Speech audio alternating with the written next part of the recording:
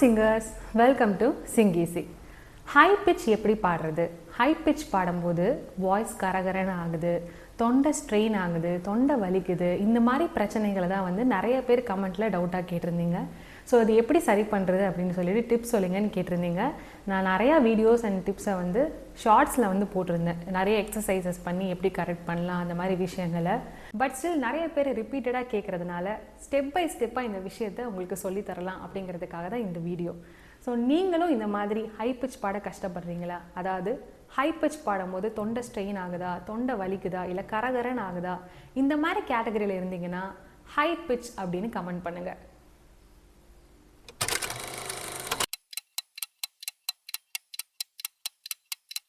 இந்த கமெண்ட்ஸில் நீங்கள் சொன்ன எல்லா பிரச்சனைகளும் நானும் ஃபேஸ் பண்ணி அதை கடந்து தான் நான் வந்திருக்கேன். பிகாஸ் என்னோடய வாய்ஸுமே பார்த்தீங்கன்னாலுமே நேச்சுரலாக ஹை பிச் வர வாய்ஸே கிடையாது. இப்போ நான் பேசுகிறதுலே உங்களுக்கு தெரியும், என்னோடய வாய்ஸ் வந்து ஒரு மிடிலான ரேஞ்சில் இருக்கிற ஒரு வாய்ஸ் தான். இப்போது ஒரு சில பேர் பேசும்போது எப்படி பேசுவாங்கன்னா, அவங்க வாய்ஸ் இயற்கையிலே ஃபீமேல் வாய்ஸ்னால் அவங்க வாய்ஸ் இயற்கையிலே வந்து கீச் வாய்ஸாக இருக்கும். அதாவது என்ன பண்ணுற, எப்படி இருங்க, அந்த மாதிரி ஹை பிச்சில் தான் பேசுவாங்க எக்ஸாம்பிளுக்கு. ஸோ அந்த மாதிரி இருக்கவங்களுக்குலாம் வந்து நேச்சுரலாகவே ஹை பிச் ஈஸியாக வரும் பாடுறதுக்கு. அதாவது ஸ்ட்ரெயின் இல்லாமல் ஹை நோட்டெல்லாம் அவங்களால பாட முடியும். ஆனால் ஆவரேஜாக வந்து பார்த்திங்கன்னா நிறையா பேரோட வாய்ஸ் வந்து ஒரு மிடில் வாய்ஸாக இருக்கும், மிடில் ரேஞ்சில் இருக்கிற வாய்ஸாக இருக்கும். அப்படி இல்லைன்னா கட்ட குரலாக கூட நிறையா ஃபீமேல்ஸ்க்கு வந்து இருக்குது. இது வந்து நான் சொல்கிறது மேல் வாய்ஸ்க்கும் பொருந்தும். ஒரு சில மேல்ஸ்னால இயற்கையிலே ஹை பிச் பாட முடியும், ஆனால் நிறைய பேர்னால இயற்கையில் பாட முடியாது.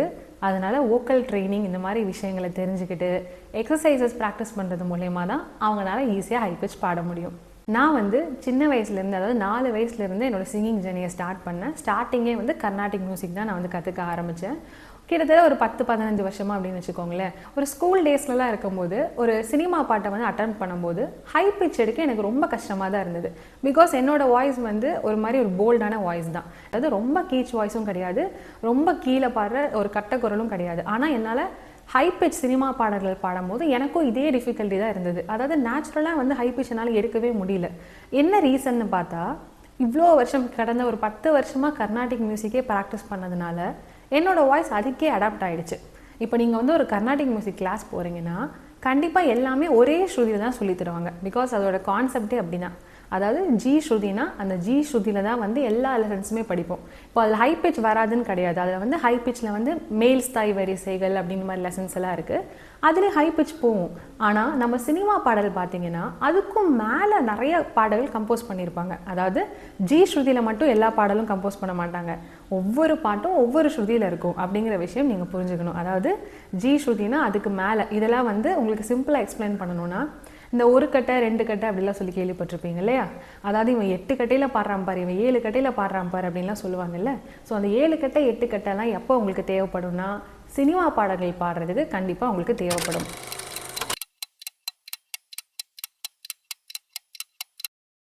ஃபர்ஸ்ட் ஸ்டெப் என்னென்னா, உங்கள் வாய்ஸை எங்கேருந்து ப்ரொடியூஸ் பண்ணணும் அப்படிங்கிற இடத்த ஃபஸ்ட்டு நம்ம கண்டுபிடிக்க போகிறோம். ஓகேங்களா? நீங்கள் வந்து உடனே கேட்ட உடனே நீங்கள் நினைக்கலாம் வாய்ஸ் ப்ரொடக்ஷன் எல்லாமே அடி வயிற்றுலேருந்து வருது, இல்லை தொண்டையிலேருந்து தான் வருதுன்னு. அப்படி கிடையாது, நிறைய விஷயங்கள் இருக்குது.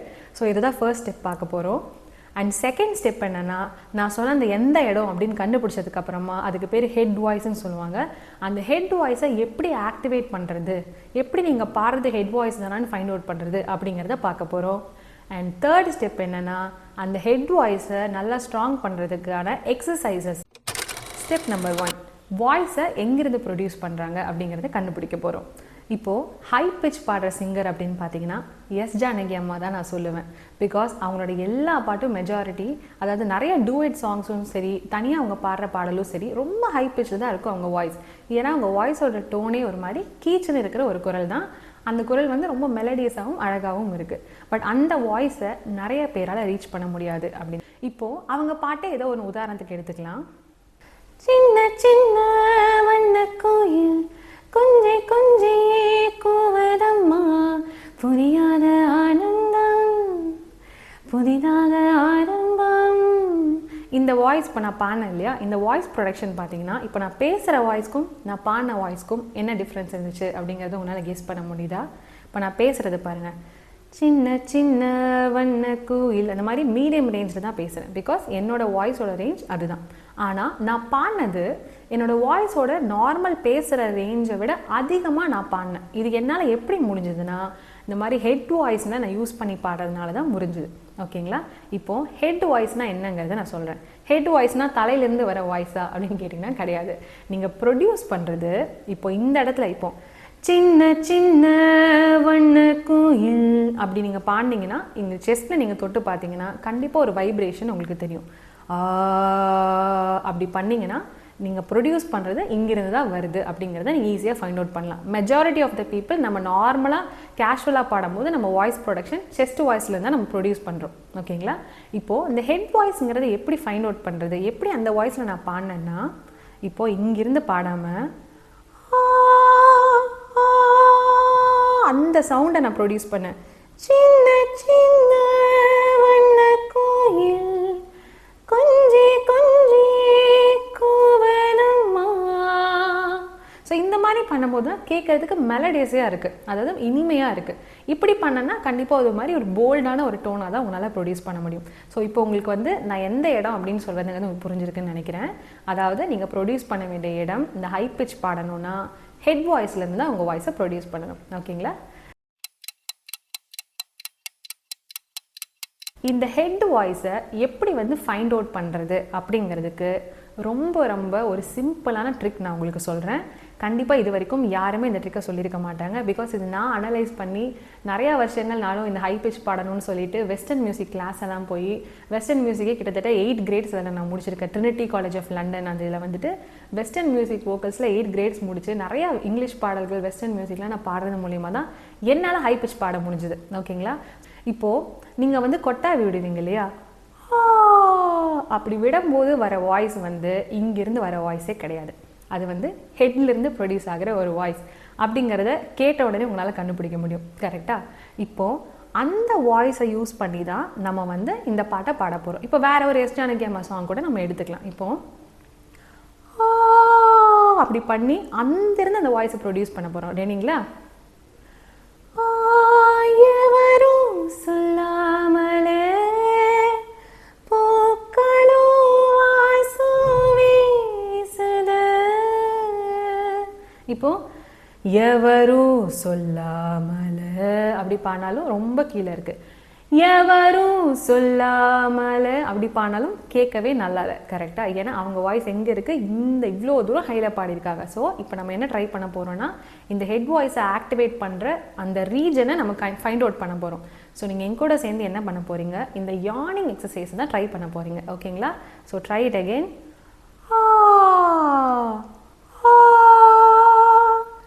எவரும் சொல்லாமலே ட்ரை பண்ணுங்க அகெயின். எவரும் சொல்லாமலே பூக்களோ வாசு வீசுது. அண்ட் இன்னொரு முக்கியமான விஷயம், நீங்கள் இப்படி ட்ரை பண்ணும்போது வாயை ரொம்ப க்ளோஸ் பண்ணி பாடக்கூடாது. இப்போ நான் வந்து ஓரளவுக்கு மீடியமாக ஓப்பன் பண்ணிடுவேன். பிகாஸ் எனக்கு ஆல்ரெடி அந்த ரீஜன் ஆக்டிவேட் ஆனதுனால என்னால் வாயை க்ளோஸ் பண்ணி பாடினாலும் என்னால் அந்த பொசிஷனை எடுக்க முடிஞ்சுது. பட் நீங்கள் இப்போ தான் ட்ரை பண்ணுறீங்கன்னா மவுத்தை நல்லா ஓப்பன் பண்ணி பண்ணாதான் உங்களால் அந்த ஹெட் வாய்ஸை தொட முடியும். எப்படின்னா எவரும் சொல்லாமலே பூக்களோ வாசு வீசுது. ஓகேங்களா? அந்த மாதிரி நல்லா ஓப்பன் பண்ணி ட்ரை பண்ணுங்கள். ஸோ இது வந்து ரொம்ப ரொம்ப சிம்பிளான ஒரு ட்ரிக். நீங்கள் என்ன பண்ணணும், அப்படி பண்ணாலே போதும். இது வந்து நீங்கள் மியூசிக் தெரிஞ்சு தான் இந்த எக்ஸசைஸ் பண்ணணுன்னே கிடையாது. நீங்கள் ஒரு பிகினராக இருந்தாலும் இதை ட்ரை பண்ணிங்கன்னா, இப்போ வந்து இதை நான் ஏன் வந்து இது வந்து ஒர்க் ஆகும்னு சொன்னேன்னா, நான் வந்து யூடியூப் லைவில் வந்து இதை பற்றி நான் ஒருத்தங்க கொஷின் கேட்டிருந்தாங்கன்னு சொல்லிட்டு யூடியூப் லைவில் நான் இந்த யானிங் எக்ஸசைஸை ட்ரை பண்ணுங்க அப்படின்னு சொல்லிட்டு அவங்க ஆன்சர் பண்ணியிருந்தேன். ஒருத்தங்க கமெண்ட் பண்ணியிருந்தாங்க, இந்த எக்ஸசைஸ் தான் அவங்களுக்கு இன்ஸ்டண்ட்டாக அந்த யார்னிங் எக்ஸசைஸ் தான் உடனே அவங்களால ஹெட் வாய்ஸ் ஆக்டிவேட் பண்ண முடிஞ்சது அப்படின்னு சொன்னாங்க. இது வந்து எனக்கு நான் ரொம்ப ரொம்ப சந்தோஷப்பட்ட விஷயம் என்னென்னா, இந்த மாதிரி நான் ஒரு எக்ஸசைஸ் சொல்லி இது ஒர்க் ஆச்சு அப்படின்னு ஒருத்தவங்க சொல்கிறது மூலயமா தான் எனக்கு வந்து ரொம்ப ஒரு ஹாப்பியாக நான் ஃபீல் பண்ணேன். அண்ட் இதே மாதிரி நிறையா விஷயங்கள் உங்களுக்கு கற்றுத்தரணும் அப்படின்னு சொல்லிட்டு என்னோட கான்ஃபிடென்ஸை பூஸ்ட் பண்ணுற வகையிலும் அது இருந்துச்சு. ஸோ நான் எதுக்காக சொல்கிறேன்னா, இந்த எக்ஸசைஸ் வந்து ஒரு தேர்ட் பர்சன் ஒருத்தவங்க இது ஒர்க் ஆச்சு, எனக்கு இன்ஸ்டண்ட்டாக அந்த விஷயம் ஒர்க் ஆச்சு அப்படின்னு சொல்லியிருக்காங்க. ஸோ நீங்களும் ட்ரை பண்ணிங்கன்னா கண்டிப்பாக உங்களுக்கு ஒர்க் ஆகும். ஸோ நான் இந்த வீடியோவில் சொன்ன விஷயங்கள் எல்லாமே ரொம்ப ரொம்ப வேல்யூபிளான விஷயங்கள். இந்த 3 ஸ்டெப்பை மைண்டில் வச்சுக்கோங்க. இந்த 3 சப்போர்ட்டும் நீங்கள் வச்சுட்டு நீங்கள் பாடினீங்கன்னா கண்டிப்பாக உங்களால் ஹை பிச்சை ரொம்ப நல்லா பாட முடியும். ஓகே, ஸோ இந்த வீடியோ கண்டிப்பாக உங்களுக்கு ஹெல்ப்ஃபுல்லாக இருக்கும்னு நம்புகிறேன். அண்ட் இந்த வீடியோவை பற்றி நீங்கள் என்ன ஃபீல் பண்ணீங்க அப்படிங்கிற ஒரு ஹானஸ்டான ஒரு கமெண்ட்டை எனக்கு பண்ணுங்கள். Okay, so thank you for watching Sing Easy. Subscribe to Sing Easy and make your singing easy.